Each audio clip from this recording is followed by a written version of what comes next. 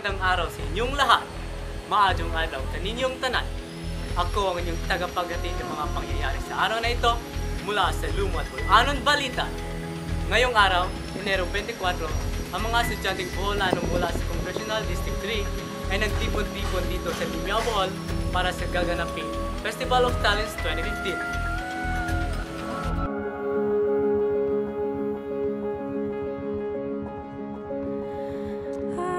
Buong buhay ko, lumaki akong walang tiwala sa sarili, walang talento, at walang pagpapahalaga sa sarili.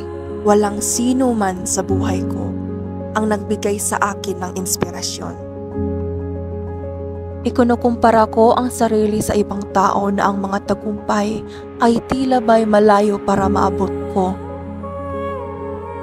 Wala akong talento, ngunit nais kong matutong kumanta, gumuhit,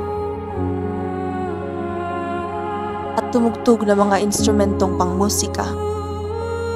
Kapag minamasdan ko ang ibang tao, nakikita ko kung gaano sila kahusay sa kanilang mga talento. Samantalang ako, naghihintay ng pagkakataon para magsikap.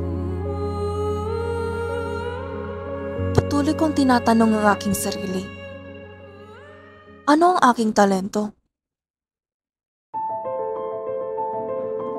Naway hinanap ko talaga ang aking talento.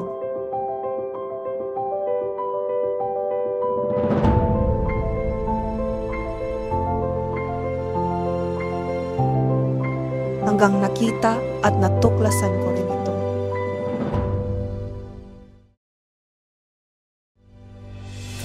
Napagtanto ako na ang bawat isa sa atin ay may natatanging lakas, kakayahan, at potensyal na naghihintay na madiskubre.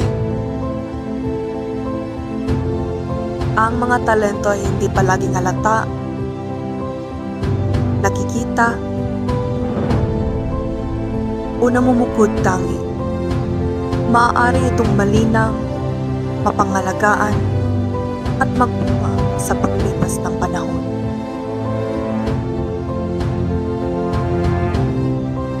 Kailangan mo lang ilahad ang mga nakatagong talento.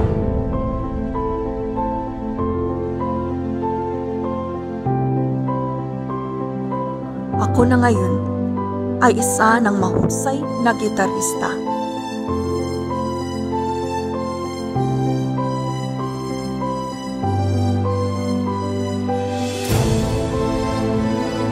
Naabot ko na rin ang aking pangarap na matuklasan ang aking talento.